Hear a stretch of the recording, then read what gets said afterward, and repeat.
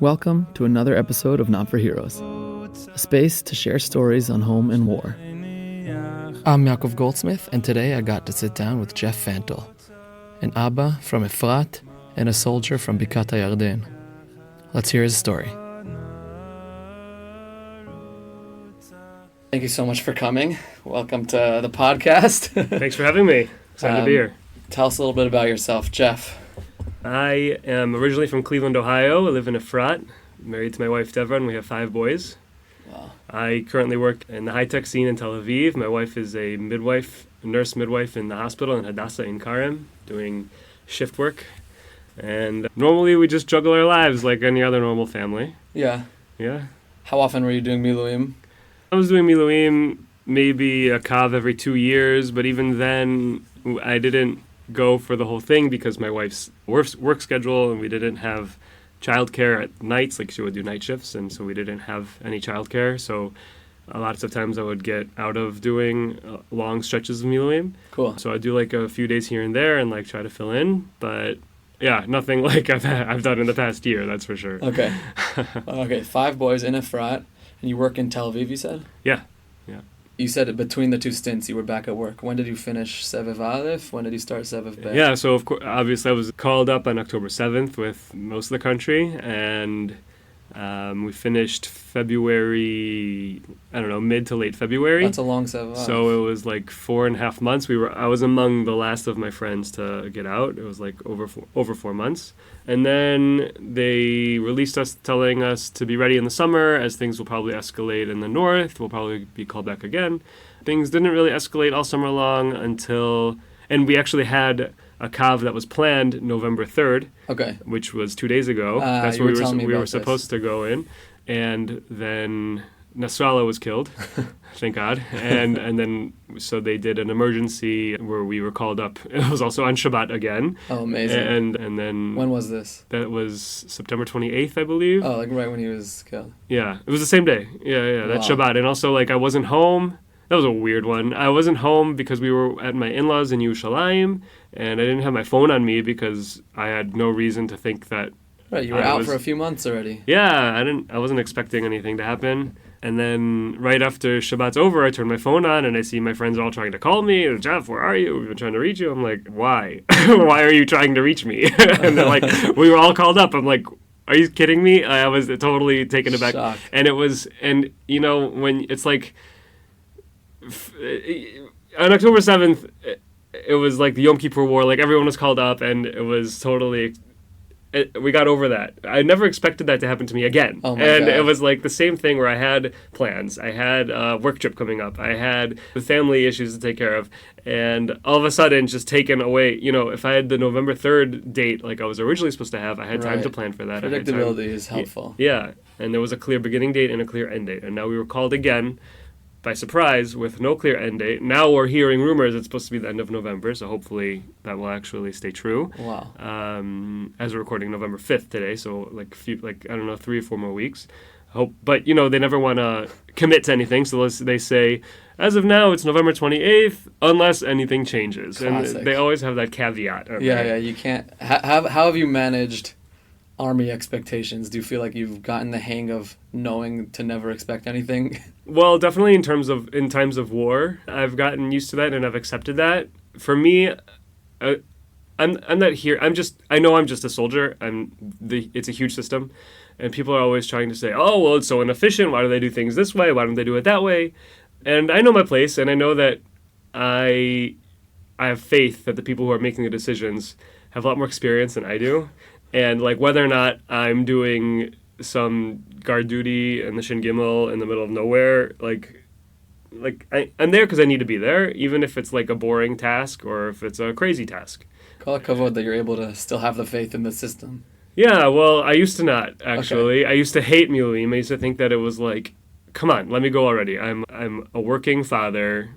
I have a family. 5 kids. 5 kids. I Isn't have a the life. cutoff 6? or something like that? Yeah. There's a cutoff somewhere. The cutoff is 6, but I always joke that, like, if we have 6 kids, I'm going to Milim as much as I can. That's good. We have guys who have volunteered. There's a guy in Machlaka who has 7 kids, and he was released a few years ago after his 6th was born, and then he came back for the war because he wanted to volunteer. Right, for sure. So, yeah. New faces on October 7th, for sure. New and old, and people who are over 40 who are coming back. Totally. It's pretty amazing to see. And people who, like, aren't even physically fit, but they want to find some sort of a job to be able to help out in some way. So they'll do, like, chamal, where they just sit in, like, the cheder milchama and the kesher all day. So, like, which is helpful. Which is totally helpful. Like, it's another soldier. If you're good, a good chamalist is very life important. and death. Oh, absolutely. Yeah. Absolutely. So tell me, what unit are you in? Okay, so in my Sadir, in my regular army days, I was in Sanchanim, paratroopers, 202. I was Shmona Tishim. Oh, nice. Yeah. Okay. Shmona Tishim. No, No, we won't go there. It's true, I won't deny it. It's okay. No, it's cool. You were Merz Tesha? I was Merz Tesha, March 2009, and I was a Benish. I was in Hesder Yeshiva, so I served for 16 months. Which yeshiva? Shalavim. Nice. And then most of my machlaka from Miluim were recruited to Chativat Bika, the Jordan Valley unit. There's like a whole Chativat Miluim there. There's like 3 different Gdudim. Cool. And so that's where I've been. And your guys came with you, like your friends from Sadir? So, yeah, most of my friends from Sadir came with us, except for like the guy, I don't know how it works and who was chosen to do what. Like the guys who went to Makim ended up going to Chanim. Same by us. And the guys who... I think if you're a Banish unit, you get sent to something specific, and you get a different akta'a, and if you signed on Makim, then you had some sort of extension. Uh-huh. So you get sent to wherever's like the natural channels. Got it. I don't know. I'm not complaining that I'm not like in a more chilled out unit because I'm like in the Jordan Valley. But first of all, it's not so chilled out. Not so chilled. Then second of all, I don't know. It seems like it's the luck of the draw. Who's going to Lebanon? Who's going to Gaza? And who's like doing the West Bank stuff? I don't know. Are you happy, or do you ever wish you were doing something different? So that's an interesting question. In the beginning of the war now, there were a lot of guys who were straight out of Sadir who came, they were like 22 years old, like back from Thailand or in Thailand and had to come back, or Peru or wherever they were in the world. And they came back and it was their first time in Miluim, and they're like, okay, we're going to Gaza and we're going to start, killing terrorists. And then that's why they came back. They were anxious to be part of the. And then all of us older guys are like, sorry to say, but like we're going to the Jordan Valley. And that's like our Gizra. That's where we function. So like they were kind of upset about it in the beginning. Right. But I think they got over it, and we ended up doing like a ton of super interesting and important things in the Jordan Valley. We did arrests in all of the Arab Palestinian villages, Tubas and Taisir and Tamun and Mempefara, all these different places. Right off the bat, you were doing like a month in, I'd say. But it was like, these are like hotbeds of terrorism in the West Bank as well. They were throwing bombs at us and they were shooting at us while we were going through. And we were doing like machsomim. We had 2 like piguet jisa, like ramming attacks on our pluga. Like we had a lot of action. There? So I was actually in one of them. Oh my God. So the one I was in, well, the first one was my Samach Mempei. They were at the machsom that we were manning, and a guy came and he like went around the traffic and went in the opposite lane and like sped into the machsom, and then they opened fire on his car and he like crashed into the barrier. He got out with a knife and the Samach Mempei took him down. Wow. Shot him and neutralized him, as we say in the vernacular. Yeah. Wow, that's crazy. You were there. I wasn't there at the time. I was actually home that day, I think. And then the second pigua that we had was in like a different machsom, much more rural. Like it's like really on a dirt road. You don't really. We just like have certain Arab poalim that have certain ishurim are allowed to use that machsom. It's not like open to the public. Like not anyone can just use that machsom. And I was on Shmirah there for 4 hours. It was my first time doing Shmirah on this machsom ever. We had just switched to different pluga 2 days prior, and it was my first time ever doing Shmirah there. And we were 4 guys doing Shmirah, and there were like all these Palestinians on one side of the gate, kind of waiting to come over from like the Kachol side. The Kachol and Adom. Totally. So the Kahol side is like where Yeah, Israelis and Israel. Palestinians like coexist, quote unquote, and then the Adom side, the red side, is where it's like only Palestinian villages and Palestinian civilians go. So they were waiting on the blue side to go back into the Palestinian territory, and there was one solitary car on the red side waiting patiently for us to check all of the IDs, and he was sitting there for like 10, 15 minutes just waiting for us. So finally we finished with the guys on the blue side, and then we went over to the guy on the red side. It was me and my mifaked. We approached him. He parked like, I don't know, maybe like 20 meters away from the actual machsom because he knows to keep distance. And we approached the vehicle, and I remember he like had a very friendly look about him. Like he had a round face, and he was smiling. He didn't really look like someone that you would think is suspicious right off the bat. And we asked him for his ID, and he said he didn't have any ID. I said, "Do you have your phone that has a picture of your ID on it?" And he said, "No, I don't have my phone." So I'm like, "Okay, that's weird. Like, who leaves their house without a phone or without any ID?" I'm like, "Okay, whatever." Then, so I said, "Okay, well then you can't cross. Sorry, like turn around and go back. Right. Like we're not like you can't go without an ID." So he's like, "Oh, okay, fine." So then my mifaked and I started walking back to like the cement blocks and the actual barrier, like kind of keeping him in our peripheral vision. And then we were about, I don't know, maybe 10 meters away from him. And all of a sudden he started accelerating at us at full speed. God. And my mifaked was like maybe 2 steps ahead of me to my right. And the car like brushed my right leg and hit my mifaked head on and my like God. flew him in the air. And I remember seeing him somewhere between like the windshield and the sky and thinking he's going to die. Oh my God. Like I was totally shocked and there was a moment where I was like, why is this guy doing that? Like It's confusing. Acha nofela asimon. Like you're like, Especially because he was there 15 minutes. He was answering there- your questions. yeah, and he was like a friendly guy. Like I never even suspected him, I guess. And then Threw you off.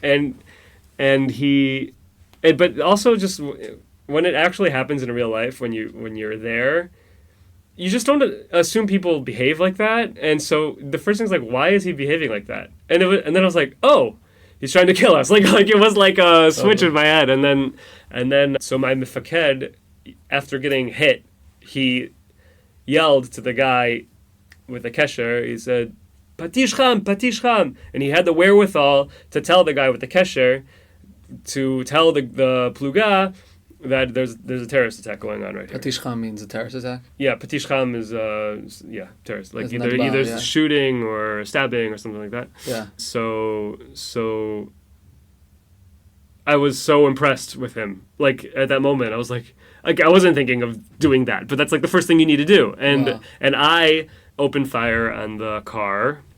At this Wow. point, he after he hit my mifaked, he like crashed into the barrier and then went into reverse and then kind of looked like he was coming towards me or trying to flee. Not exactly clear. Like the car was angled towards me. We opened fire on him. My mifaked, who was hit, managed to get up and open fire on him.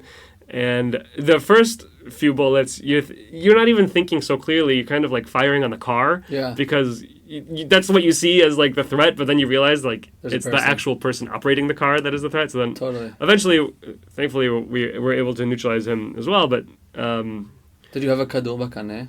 no, I didn't have a kadur b'kaneh. We just had the machsanit in, and we had the safety on. But what happened was actually I cocked my gun and then shot, and the safety was, and I forgot to open the safety. And afterwards, my mifaked, not the one who was hit, my mem, said, "Yeah, that happened to me once, like Wow. at a machsom." He's like, from then on, I always do shmirah with the nitzra ptucha, with the safety Wow. off, but without a kadur b'kaneh. Interesting. So from then on, I also do that because it's like, whatever. Gotcha. It's a split second. Like Instinct. Like I clicked and it didn't shoot, so I'm like, oh yeah, I need to like. Yeah. It was right away that I realized, but still, it takes it's every second literally counts. So we were 4 chayalim there. Between the 4 of us, we managed to Yeah. neutralize him, and Vakir okay? The mifaked was on Gimalim. For the rest of the time we were in the army, for the next 3 months. Wow. He had, thank God, we were both, I was really amazed with my Gadud. The Ta'agad came, the Siyur came. Everyone came within like 5 minutes. The whole Gadud was there pretty much. And then the 2 different ambulances took me and my mifaked to the hospital in Afula. And there they did x-rays of my leg, they did x-rays of my whole mifaked's body, his back, his ribs, and thank God everything was fine. Really, thank God. But my mifaked was really he was in bad shape for a while. He was in Gimalim, he was home, bruised and everything. Very bruised up, very banged up. He has to do some physical therapy still, I think. And, wow.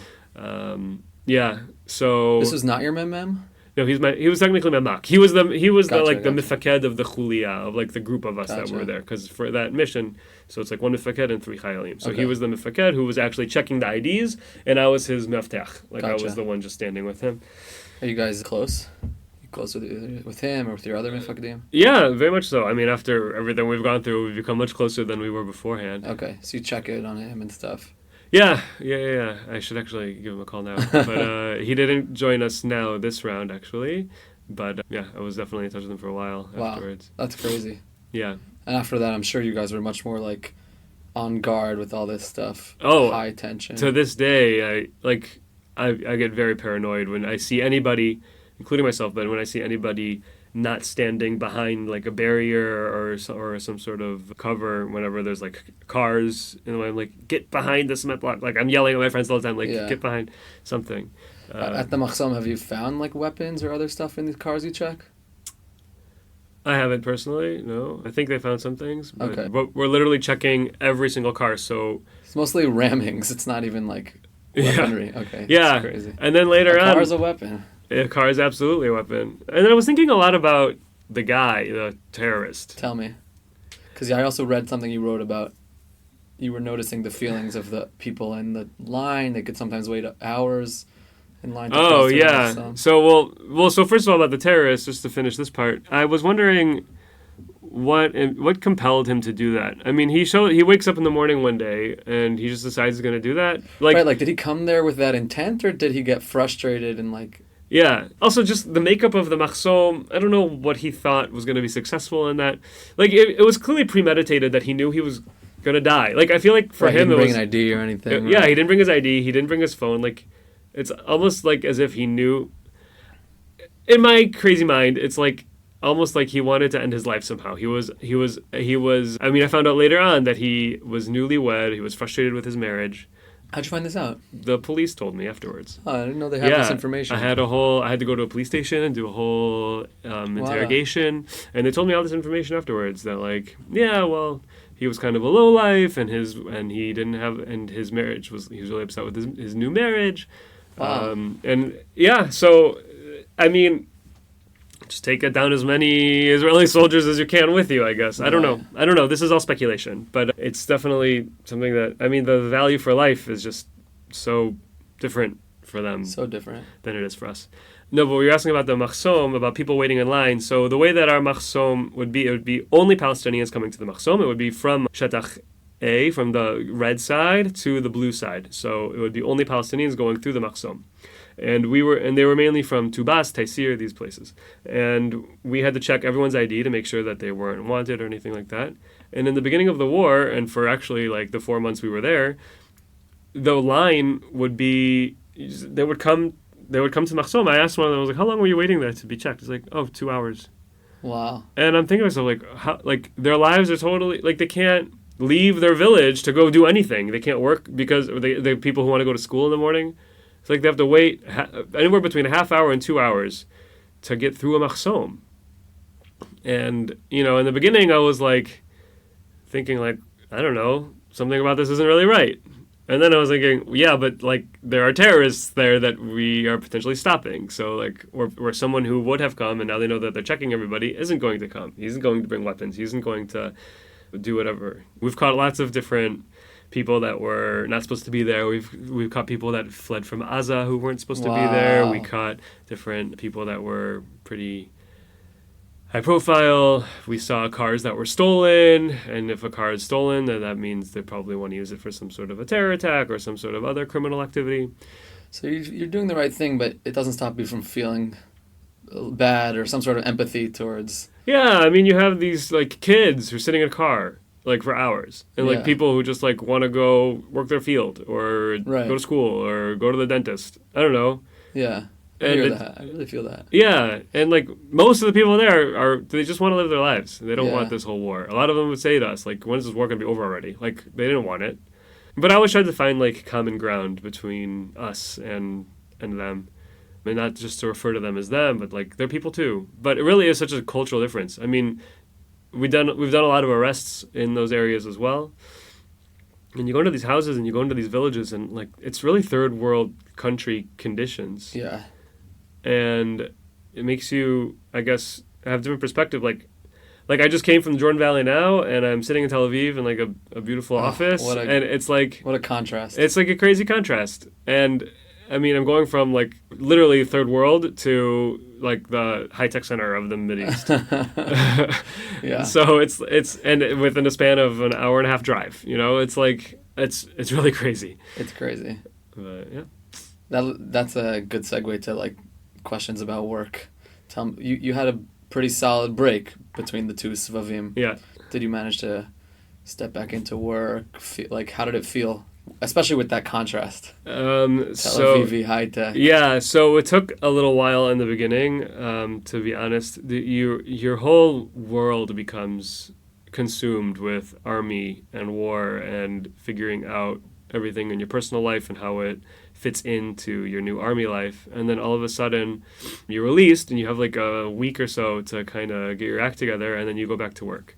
And everyone who's at work has been there, and you kind of expect this, like, you walk in and people are like, oh, they were excited to say, oh, hey, Jeff, how's it going? But then after a day, they're like, all right, like, back to work. Like, this is it. And so during my time in the army, I, like, kind of developed a creative side of myself. I was writing a lot. Totally, I relate to that. And it was really, and part of that was fun. I was reading books, I was writing. Yeah, fair. And then I get back to work, and I felt like I was put back into, like, my box of what I was supposed to be doing, and, like, my creative outlet kind of, like, I felt my brain go from, like, creative thinking to just, like, boring. Totally. And also just the perspective on things, you know, people that just sitting in the Tel Aviv office, like, I have a whole new world that was open to me, this whole Jordan Valley world that I'd never been in before. I mean, I'd been in short periods, but nothing, like, as intense as this. And, like, they don't, so it's like coming in from outside. And she went through this whole thing that they didn't go through, and it's like, yeah, but then it's amazing how quickly you forget also. Okay. And then you get back into it, and then you're back at work, and then you're like, okay, well, you know, life is normal. And then it was already, like, I was like 8 months or 7-8 months that I was straight at work, so, like, that's good. You kind of get back into that routine again. You didn't take for yourself more than that, like, a lot, like the allotted yamamim at the end usually they give you. Yeah, we got like 10 or 12 or something like that. That's nice. Yeah, so that I was took good. a little extra on that also. We flew. Yeah. So a month after that, I flew with a friend to Switzerland and went skiing. Awesome. So that was fun. Dude, the amount of, like, the ski resorts, the attendance of, like, ex-miluimnikim at the ski resorts skyrocketed. And I already have my trip planned for this. Oh, amazing. Yeah. Where are you going to go? France. Awesome. Teen, I think, with a buddy. Oh, that's awesome. Yeah, I love skiing. So you did that. Okay, cool. Yeah, so we did that. And that was also interesting because we were, like, you're on the chairlift and you talk to people on the chairlift. And so we were in Switzerland. So a lot of the skiers there are Swiss or German. And we would ask them, they would ask us where we're from. And, like, this is, like, the height of, like, the world hates us, anti-Semitism everywhere. I thought now we're at the height. Maybe. I don't know. It's hard to know. Always at the height. Every day we're making a new records. Yeah. And say, oh, we're from Israel. And then there'd be, like, this beat. Where you're like, what are they going to say? And then they'd be like, oh, wow, it's complicated over there, isn't it? Or they would say, oh, I've always wanted to go. It's not really a good time to go right now, but, like, okay, I always want to go. Yeah, it was mostly positive. There was this one German guy who said, ooh, sorry about that. Really? That's funny. And I think he was referring to the Holocaust, actually, and not to the war. Right. And so they still have their guilt about that. But that was interesting. So good for you for, like, having pride in saying where you're from and not being like, oh, from I could just say I'm American. Whatever, yeah. I was like, oh, you have that out. I have, yeah. Like a lot of my Israeli friends don't have the out. Like they feel like, where am I going to go? Yeah, they feel trapped here in Israel. Like, where am I going to go in the world where I can hide my Israeliness? It's like, I mean, we can't hide our Jewishness, I guess, but right. Well, I don't think so many anti-Semites ski. So okay. Yeah, there's the small Venn diagram. Yeah. So you did that. That helped you, I guess, settle back into reality, take a break. How about like settling back into home stuff with your wife, with your kids? Well, first of all, actually, let me go back. How were your wife and kids since October 7th? Okay, so, well, why don't we start with October 7th? Yeah, okay, tell me. So on October 7th, everyone has their story. Yeah. So mine was kind of interesting in that I was in a frat. Obviously, it was Shabbat or Simchas Torah, so I wasn't on my phone. We heard a couple explosions in the air before we had any sirens. Then there were like 3 sirens. My wife was actually at work that morning because she was working in the hospital. And I was alone at home with the kids. And I was going to take them to shul for the dancing and everything later on. And then I saw a couple friends coming up from the shul, and they said, and I stepped outside to see what was going on. Like right after the second or third siren, I stepped outside to see what was going on, if anyone had any updates. And my friends said, shul's canceled, there's a war. I'm like, oh, okay. So then I didn't really know what to do because I was home alone with my kids. And people were like, Jeff, you should turn on your phone, see if you're getting called. But we had no clue. This was all speculation. Everyone who lives around me is dati. That we didn't get the news from anywhere. Wow. And I was like, no, I don't think. And you didn't get sirens, so you have no indication. No, we had 3 sirens. Oh, okay. We had like 2 or 3 sirens. And we heard a few team, like loud booms. But we didn't really have, I don't know, we thought like Gaza was just being Gaza, you know? Like we thought they were just shooting some rockets again. Yeah, it happens every couple years. You know, like, okay. I'm like, no, whatever. I'm sure it's like not a big, like I'm sure I'm not getting called up. And then also I'm like, well, and what? If I turn on my phone now, I can't go anywhere anyways. I'm alone with 5 kids at home. Right. Like my wife's at work and she's going to be there until her shift ends at 3. She's not going to get home till close to 4. Like, right. There's no point. So then eventually she came home and she did see the news because she was at the hospital. Right. And she said, Jeff, I think you should turn on your phone. Which hospital does she work at? She's in Hadassah in Karim. Cool. And so I turned on my phone and lo and behold, I had been called and got my stuff together, put on Madim, had like, I don't know, I didn't really have like a bag that was sitting ready for me. Totally, yeah. So I like threw stuff in a bag. And it's really hard to know because you don't know how long you're going to go for or where you're going to go or what's going to be there. You know nothing. So I just kind of threw a ton of stuff. I had a car, which is a huge game changer for anyone in Miluim because you don't have to like penny pinch with space. You could just throw it all in and then whatever you need, whatever you don't need, you just leave in the car.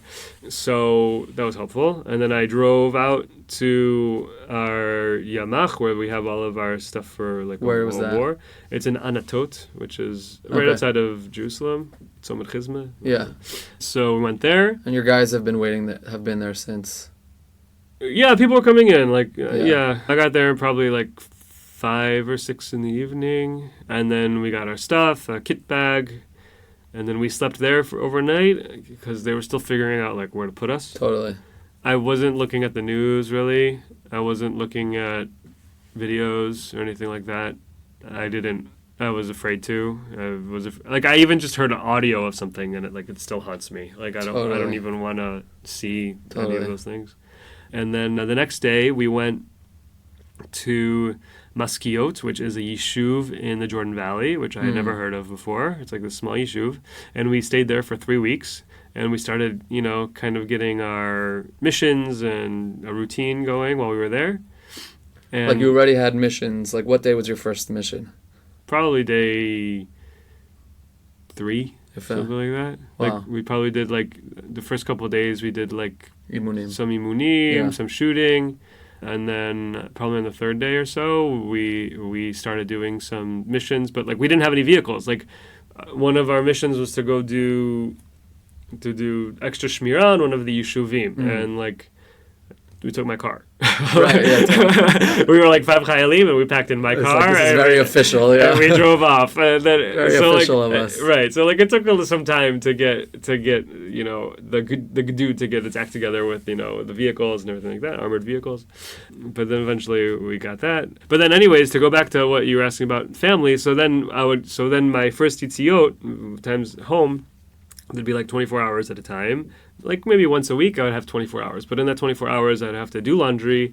I would have to shop for my family, or do all the things, all the slack that like kind of got left behind because I wasn't there. And it's such a contrast between me and like the other guys who go home and they're single or they don't have kids or whatever, and they just kind of just sleep the whole time. Right. Well, everything's a different challenge. My friend who's single was talking to me about like what am I supposed to do? Go to like my empty apartment where all my roommates are in Miluim, or go to my parents like like a kid. For sure. And he's like, and should I date? Like he felt lonely. Like everyone has a different challenge, I think. Oh yeah, for sure. So that's really interesting because when I was in Sadir in San Khanim, I was a Chayal Boded. I don't have parents here in Israel. They all live in America, and the biggest contrast I've ever felt was between being a Chayal Boded and this time now, where I have my own family and my in-laws live in Israel as well, and I was treated really well by them. When I would come home, they would bake me goods, cookies and cakes to bring back to the army. My wife would do my laundry for me, whatever. She as much as she worked really hard at home, she also wanted to give me a break when I came home as well. So there was definitely a huge contrast. But at the same time, I can definitely relate to the loneliness feeling that you were just describing. From when I was a Chayal Boded, also, I mean, I had a mishpacha me'ametzet, like an adopted family when I was in the army, but I didn't really have friends that I didn't have like a group of friends really. I didn't really have like my own family that I could just like put my feet up and just feel totally at home. Totally at home. So that was very interesting contrast between those two things. Yeah. But then, so now going back to my family, there were definitely times where, like, my wife, she's like a superwoman. She would I do a lot in the house. I would say, like, we split domestic things really 50-50. Cool. And especially because she has an important job. It's demanding. Yeah, we're both working a lot of hours, both of us, and her sleep schedule is crazy because of her shift work. And I would say it's really about 50-50. So obviously when I got up and left, the other 50% fell on her. But then the household kind of became hers. And then I would come home with exactly what you mean. Like all my crap. And I would just throw it down, and she'd be like, "Get this out of here." Yeah. and then she'd be like, "I had the kids all ready." She has a whole system, and then you come in and you just the kids don't behave well because they just want to see you and they're not doing what they're supposed to do, and totally it's interrupts the flow. Totally interrupts the flow. And I'm like, if you don't want me here anyway, so that definitely was complicated. So it took us a few yitziot to get the flow of it. I know exactly what you mean. Yeah, the first one was everyone tensions were really high, and just being with your family and knowing everyone is safe was just was euphoric in that way, euphoric. But then the second Yitzhak was already friction, and then the third Yitzhak was okay, well, let's not have the friction we had last time, so let's talk about it first and let's set expectations before I come home. Totally. And it would be like that on and off, let's say, for a few times until we kind of got it. Cool. And now thankfully this time around we have learned from the experience with the past as well, and I think it's been a lot more, Shalom Bayis has definitely improved. Okay, good. Have you managed to stay close? Even just I find that this challenge, aside from logistically fitting back into each other's management schedules, also how do you stay close? Are you doing date nights? Are you how do you catch up with everything you both missed? You live in different lives. Yeah, definitely. So we try to speak on the phone once a day. Okay, is that good? I hate the phone. I hate speaking on the phone. It's so funny you just said that. I hate speaking on the phone. And my wife talks on the phone. Okay, she speaks to her mother 3 times a day. She speaks to her sister. She speaks to her sisters-in-law.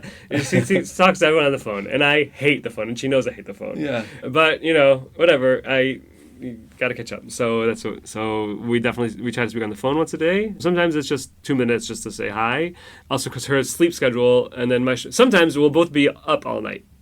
I'll be in a siyur all night, and she'll be on a mishmeret all night in the hospital. Or sometimes, I'll be awake when she's sleeping, and so we totally miss each other, and then we'll go 2-3 days where we just send one text message. Yeah. When I get my yitziot, right now, I'm home for 2 days, and we're trying to capitalize on the fact that when I'm home, my wife will do a shift. So one of the nights I'm home, she's at the hospital. Right. So that already takes away almost half the time that's where hard. we could be together. So that's definitely a challenge, but that's the way it is. I mean, what's not Muvan Me'elav is how she's even able to do the shifts in the first place. Yeah. How do you find the energy? Well, not the energy. Who's watching the kids? Who's sleeping at the house? Totally. If I'm not home. So who is? So actually, in the last Sevev, we had a childhood, or I guess a family friend.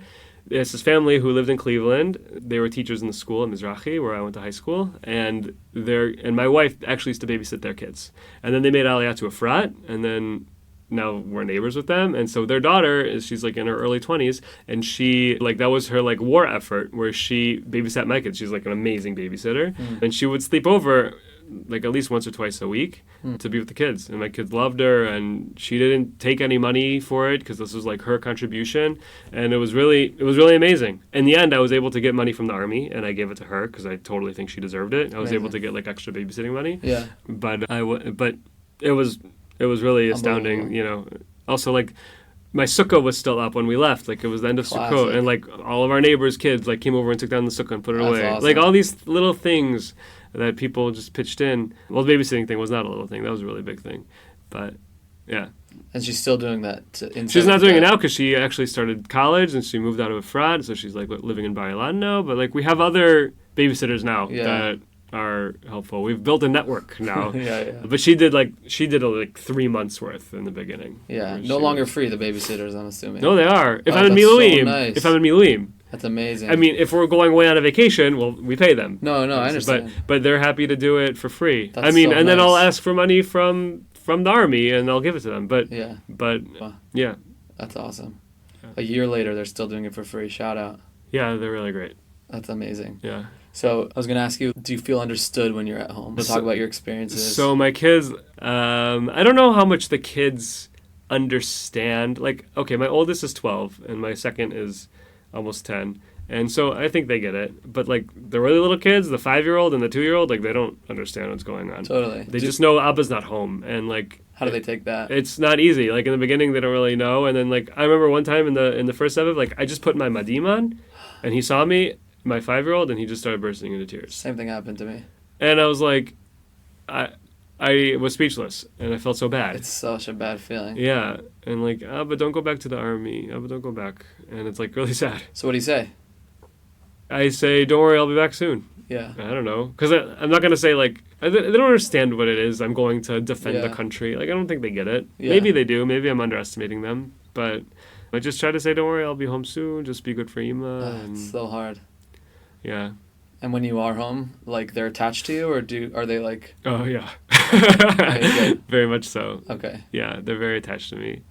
But in a healthy way. Like, they're managing to maintain good attachment styles with... Yeah, for sure. With mom and with dad. Yeah. But, I mean, they want... And my wife also, like, wants that... She understands, like, Abba's home. Like, let them have as much time as they want with him. Do you feel like you have to compensate when you're home? Like, I have to be with the kids more? I have to take on more? Yeah, definitely. Yeah. I mean, whatever. I don't have a problem with it, but it's definitely taxing sometimes. Totally. And you're also tired. You're coming home tired. Yeah, also. sometimes it's just easier. Like, I sleep better in the army. Like, sure. I don't know. Yeah. I have in the beginning I didn't sleep well in the army at all. It took me some getting used to. Sleeping with other people, snoring in the room and farting in the room and stuff like that. That was like not so fun. But right, it's like by surprise, like suddenly you're roommates with like 25 adult men. Yeah. So like, but then with time, I learned to sleep a lot better at any hour of the day. Okay. And then at home, it would be like I couldn't sleep as well at home, which is weird. And then also like I'm up, like the expectation is I get up with the little kids like early in the morning. Unless, well, now my older kids are actually pretty good at getting up with the little kids, but I would get up and I'd be up from 5:30 in the morning with the little kids, and like that'd be earlier than sometimes when I'd have to wake up in the army. Like I got less sleep at home, and then I would like get back to the army like totally exhausted. Yeah. One expression like "Hatzava machzira oti ayef, hatzava tkabel oti ayef." Like the army sends me home tired, so I'll come back tired. Well, I remember when I was in Sadir, one of my friends was like, "No, Jeff, when you go home, you don't sleep. Like that's your time to like hang out with your friends." Yeah. I'm like, "Yeah, but like I'm gonna get back to the army and just be exhausted. Like you're gonna be tired anyway. Right? Like, who cares? Exactly. Like, it's their problem. Yeah. Yeah. So, but you said you sleep less, kind of in the beginning at least, less good at home. Just because of the kids waking up, or also because of like your mental state? Yeah, mental state. I don't know. You get used to the uncomfortable mattress, I guess, and the army. I don't know. It's for me. It was like I was the adrenaline. I was like on guard. Like it was hard to relax in bed. Interesting. I was like waking up like mind is racing, kind of. Yeah. Yeah, I hear that. I don't know. Yeah. I was like, where's my gun? Oh, like. Right. Yeah. No, I also felt like paranoia about totally, things and ever since. I felt that a lot, like anxiety and like. Yeah. I would hear a little thing. I was like, someone breaking into the house. Yeah, like crazy things like that. Yeah, I think that's natural. Yeah, for sure. Also, speaking of natural things since Army, do you feel like you have had a shorter fuse? I feel like that's a classic symptom. In the Army or at home? No, at home. I think so. Sometimes I have a short fuse regardless of the Army. Unfortunately, it's something I always have to work on. But it could be that, like, I don't know, you forget what it's like to deal with children. And totally. Then, and like, you ask for something and like you just want it to be done. And, you know, in the Army, we're all adults. Most of us are adults. Some people are, but most of us act like adults in the Army. And like, if something's messy, we clean it up. If something needs to be done, we do it. And like right. At home, it's not like that. And then like you're like, why aren't they listening to me? Right, because they're like 5 years old. So yeah, that happens sometimes. It's not something that I really have dwelled on, I guess. Okay, so you mentioned not everyone is perfectly mature in the Army. Have you ever had like conflict or like within the Tzevet, things you guys had to work out? Nothing so big, but they're like people that just, well, first of all, the big thing that I mentioned before, just accepting your fate in the Army, like where the Army puts you is where they need you right now. And I'm not going to try to like complain that my time is being wasted. Like it is being wasted sometimes. Right. Sometimes we're doing really important things and sometimes we're doing really silly things. And it's like, what? You took me away from my family and my job and my life to like do shmirah over like some rocks in a valley and like to watch like the shepherds go by. Like, right. But like, I mean, but at the same time, you have to. So people complain about that all the time, and I don't really relate to that so much, and that kind of bothers me. Like, I won't like it, but I'm not gonna like make a complaint about it. I don't know. Right. And then there are the people that don't let the mifaked talk. Like we're doing like some sort of a tadrich before some mission, and like they just like keep asking questions. And I'm like, dude, shut up! Like just let him talk. And like they keep challenging and everything. And like, what is your problem? Just listen to what he. So I don't know. Maybe it's the American in me. I'm like not chutzpahdik enough, but I don't know. That's sometimes the things we have to deal with. And then there's just people that are just like dirty and like in the pluga, like you open a can of tuna and then you eat like half the tuna and then leave the other half there. Or like flies are going on it's it. Like we all live together. Yeah, or like if you spill like oil or spill juice or something, like it's gonna get sticky and gross. Like clean it up. Yeah. Like who? Your mother doesn't live here, you know? It's like I don't know. So like things like that just bother me. But I've learned to hopefully get over people that. With different backgrounds and stuff. Oh, that's definitely a huge thing. Yeah, for sure. Are you close with anyone that you wouldn't have otherwise been close with? Yeah, definitely. I mean, you spend so much time with these people. You really get to know them. You have 4-hour shmirot with them where you just talk and learn about all of these things. That's why I wanted to ask, what's the secret to a good shmirah conversation? You're watching the shepherds, like, what are you talking about? I don't know, ask about their family or ask guys about what their hobbies that they like to do. I'll just like come out of the blue, like, oh, so what do you like to do in your spare time? I'm running out of some questions because I know these guys so well. Yeah, okay, fine. And what about like, I also read something you were writing about like Israeli versus American. Do you feel like you're connecting with the Israelis in your Tzevet? Well, first of all, my whole life is Israeli now. Like most of my friends in Efrat are Israeli friends, more so than English-speaking friends. Wow. I work in an Israeli company. Okay. But the thing is, like, there's Israel and then there's the army. And, like, the second people put their madim on, they, like, change. They put the switch in their head and they become, like, a different person sometimes. Like the way they speak is different. Yeah. The swearing, smoking, all these things come out. Yeah, totally. So many people say to me, like, I only smoke in the army. Yeah, for sure. Yeah. It's just everything about it is, like, just different. It's like an army talk. So that's also, like, an added layer to the whole thing. Right, I get that. Have you met up with your machlaka outside of the army? I think we did one meetup since the first Seviv. It's just hard because we all live all over the country. So like to drive 2 hours to like have a barbecue is not so easy or feasible for a lot of people. We had one meetup actually, and I couldn't even make it. I think. Okay. Yeah. But you mostly stay in touch. Yeah, we try to. In the beginning, definitely, and then as time goes on, less and less, but then we get called again. So now we're back. Okay, yeah. Right. No, I think it's important to do something like before you, like right before a kav. I think it might be important just to kind of reconnect before you're thrown into situation. Totally. It's also weird when you see them in like regular civilian clothing. It's like good to invest. You learn a different side of them. For sure, yeah. Yeah, okay.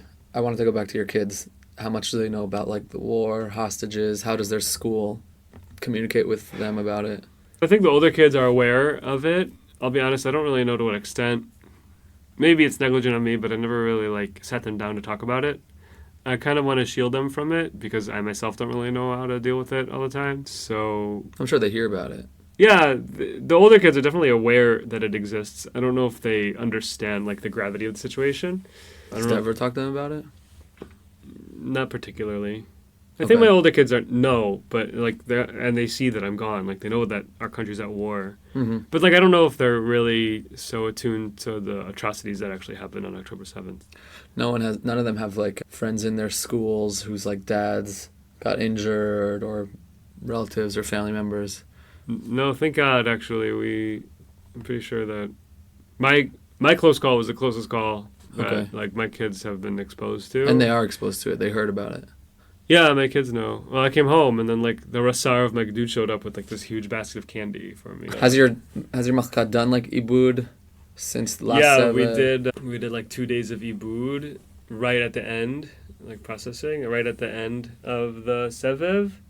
And then we did another day and a half in Kfar Tzion, actually. What did you do? What came up? What did you talk about? 3 months later. We made like a chronology of the whole time, and we had certain milestones, I would say, like we arrived at Maskiot, the Yishuv, and then after 3 weeks we moved to a base, Palace Nachal, so we were there for a long time, so that was like the first big milestone, was moving there. And then like right after that happened, there was like a pigua in the Pluga, the first pigua, so that was a big milestone. And then like a few weeks after that was the pigua that I was in, so that was like a big milestone. And then whatever, that was already a month before the end, let's say. And then we moved bases again, whatever. So we, not to go into all the details, but we had these different milestones, and then throughout we kind of like said things we were most, the tkufot, like the certain time periods we were most proud of, and the time periods that we felt that we could have done better or needed improvement, or we were upset about something, or things like that. Okay. Yeah. Sounds like more like a professional recap as opposed to like a psychological. I don't know. It's kind of blurring in my mind also, a lot of the debriefing that we did. Yeah. Yeah. Well, it's a lot. Yeah, it is. You're still in it. Yeah, still in it. Still in it. The missions this time are a little bit different, but the area is the same. How are they different? We switched, like our plugot kind of rotated, so we're not doing the same missions that we did last time. Like we're doing a different gizra, like a different patrol, a different machsom. Yeah, but like it's the same general area, and like the Gdud missions are the same, like the arrests that we do in their villages, those are all the same, in the same areas. Okay. Do you prefer like a good mission or like a relaxing shmira? I think it's good to have both. We had some really intense matzarim, really intense arrests. Last night, my pluga went out to one, which my friend, literally before we started recording, sent me a video of the big bulldozer going through, and there was like a huge explosion. Wow. Like they planted a bomb on the road, and like that's why they send the bulldozer in. But like crazy. I had those things also the last time, and like that'll get your adrenaline going. What did they send, a D9? It's not a D9. The only difference, it's called a shufel. It's like, I've seen those. Yeah, I feel like the drivers of those things are like fearless. So my friend is a driver, and he's my neighbor in a frat. He's not in my unit. He just happens to be, but he drives the shufel of my dude whenever we go in. So it just happens. So I just talked about this with him the other day. I was like, is it scary? He's like, yeah, you get used to it. I'm like, how do you get used to that? You're like the first guy in. And you're just like, oh my God. They're in their like little thing at the top. It's so big. It's crazy. I'd be scared. It's crazy.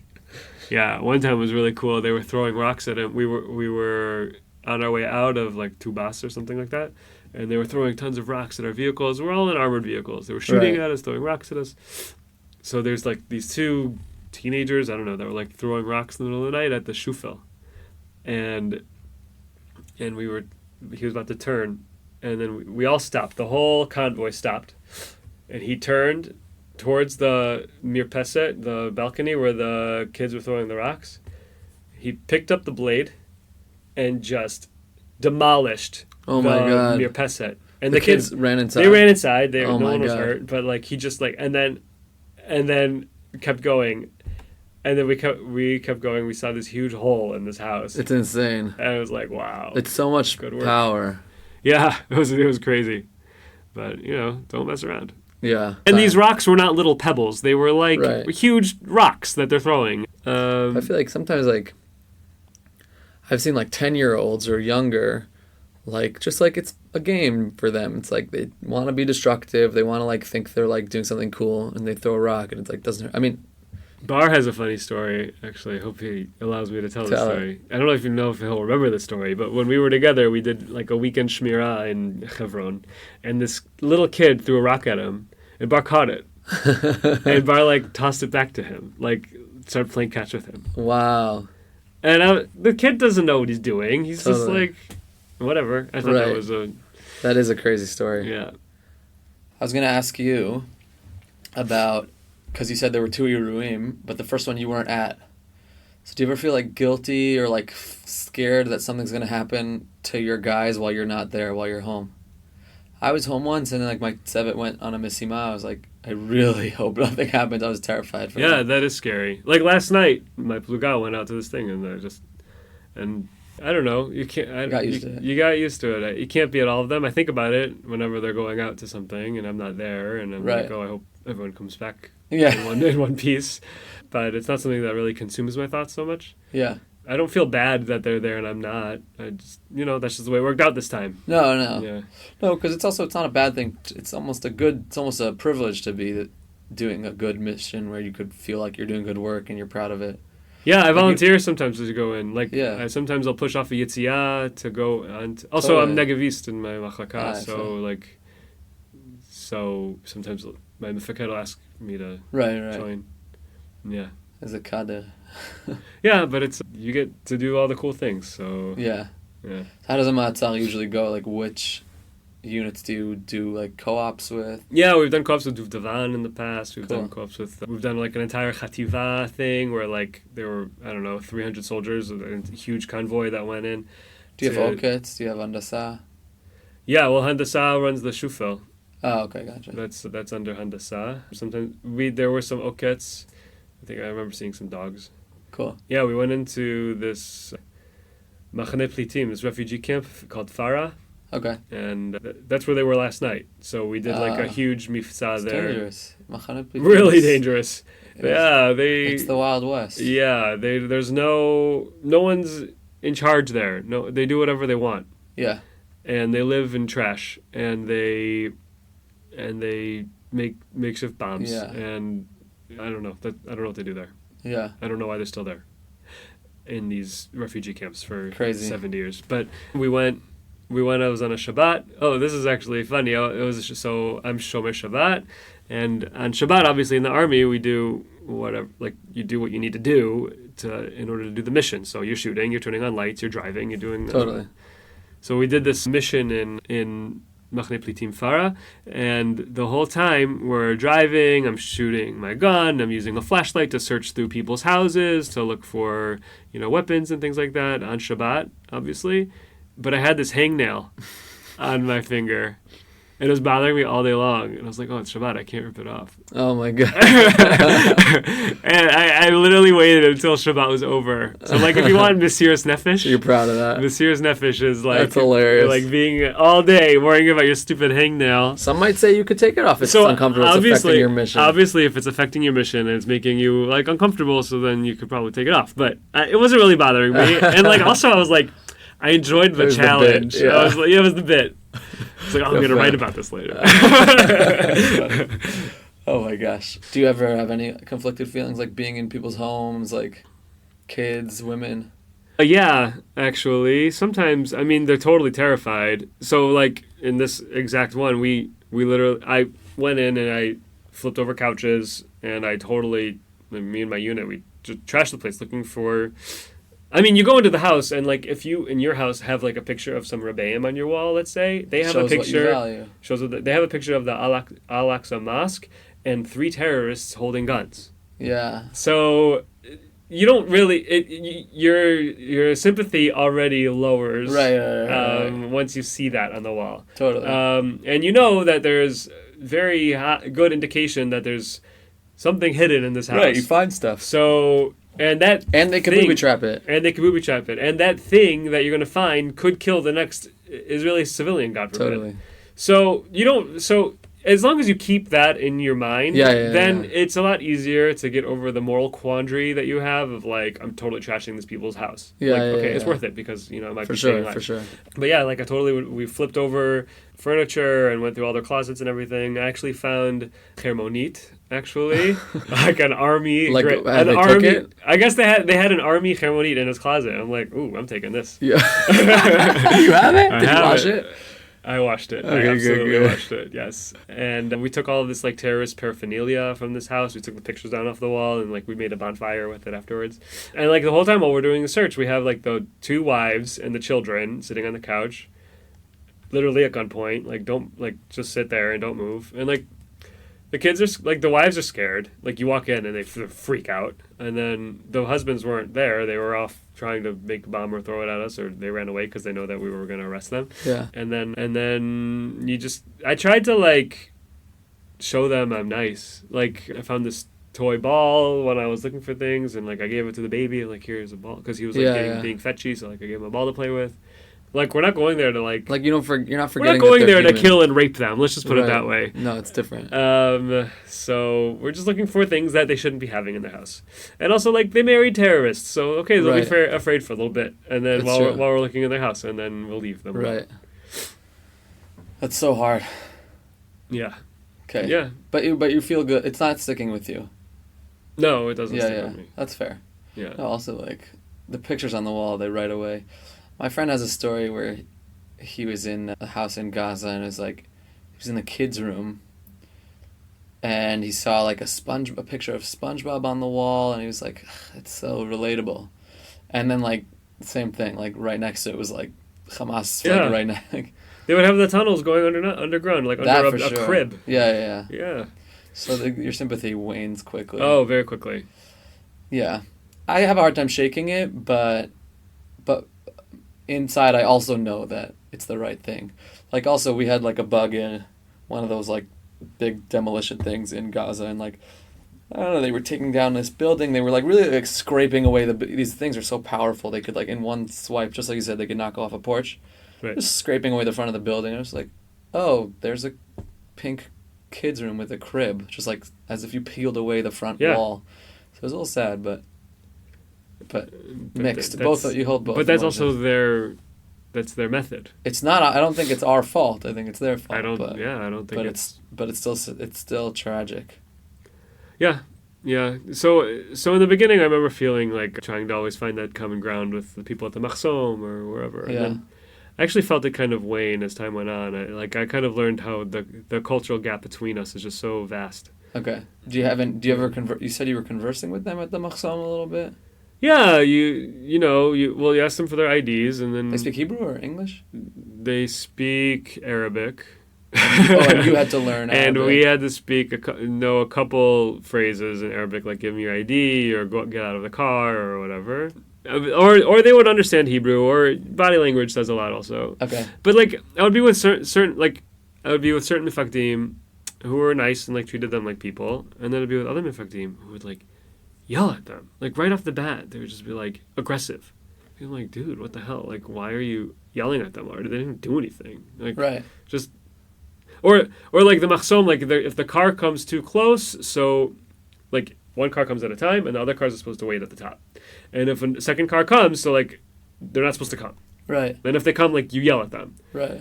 But But, like, it's confusing, or it's like an old man who can't see well, it doesn't understand, yeah. or it's someone's first time at the machsom, and they don't really understand how it works, so they just, like, come, Yeah. and people are, like, cocking their guns and shooting in the air. I'm like, dude, you can clearly see it's an old man sitting there. He's not a threat. He's not doing anything to you, and he's coming slowly. It's not like he's, like, driving really fast, like he's going to run you over. Right. I'm like, you know, and then they get to the machsom, and then the chayal is, like, sitting there yelling at him, like, oh, why didn't you see? Don't you see you're supposed to stop up there? I'm like, dude, like, chill out. It's his first time here. He doesn't know, like... It's like, no, you have to be aggressive with them. I'm like, I don't know. It's like, so complicated. Do you have to be aggressive with all of them like that? I find it so hard that, like, the policy we take is so dependent on every individual. There's not, like, one sweeping policy of what you're supposed to do. If it's like, if one Magad, and Magad is pretty high up. Yeah. But he could be 30-something years old or 40 and just decide how he wants to relate to these people however he wants. With aggression or with... Or nonchalance, which may be bad also. Like, and I find that it's crazy that the army is so individual, so it's on such an individual basis. Yeah.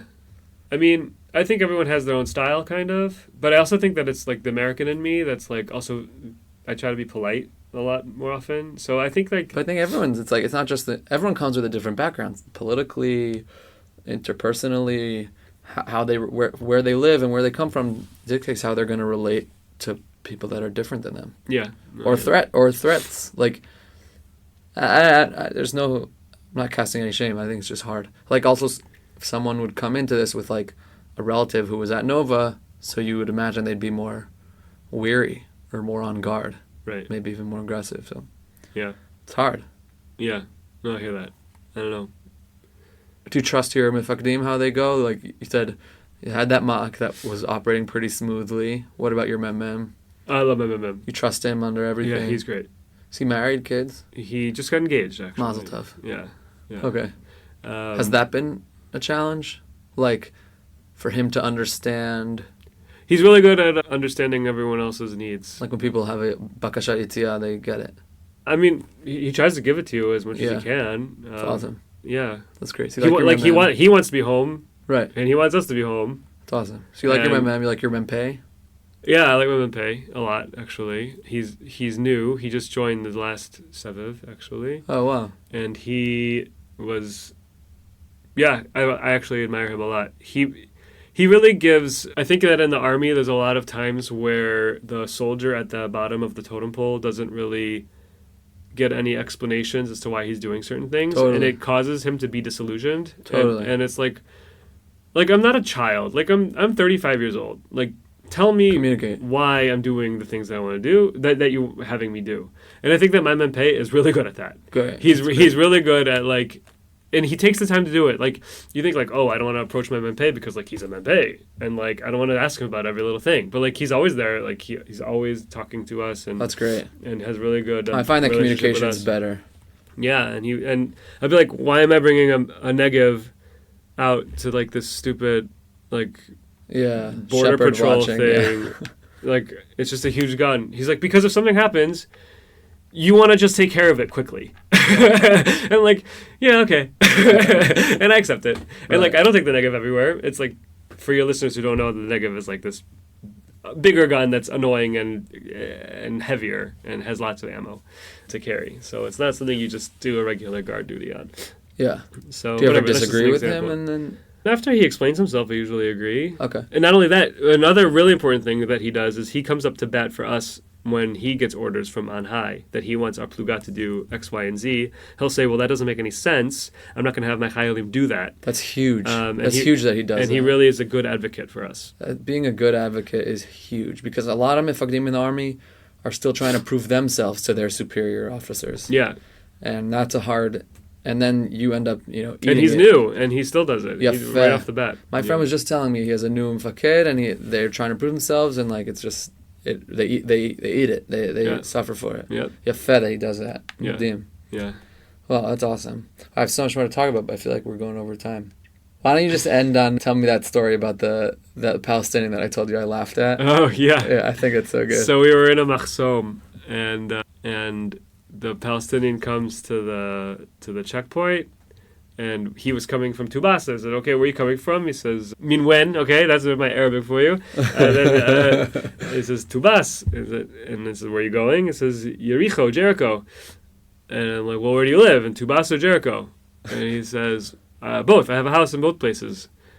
I have a wife in both places. I'm like, you do? He's like, yeah, I got 2 wives. According to the Quran, we can have up to 4 wives. I'm like, you could have 4 wives? What are you going to do with 4 wives? I can hardly manage 1. And he's like, yeah, well, I can't get 4 wives because there's not enough women to like... And I'm like, wow, this is like a total change on the Shidduch crisis. It's a Palestinian Shidduch crisis. The Palestinian Shidduch crisis. That there's not enough women for the men to each have 4 wives. I love that. Yeah. That's so funny. Yeah. I've been in houses where there were 2 wives with their own kids and stuff Awesome. like that. And this guy apparently likes to keep them separate. Yeah. It's a different world. So different. From mine. Yeah.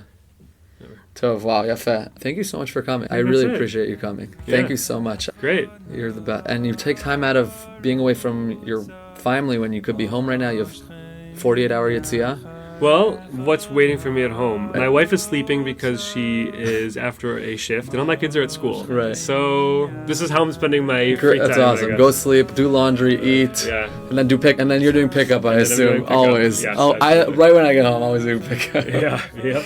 Dude, I All appreciate right. you. Great. Oh, this is the best. I'll walk you out. Great. Thanks. So that was Jeff Fantl. I hope you enjoyed. As always, you could reach out on NotForHeroesPodcast at Gmail or check us out on Instagram. Thank you to Zusha for providing the music. Hope to see you soon.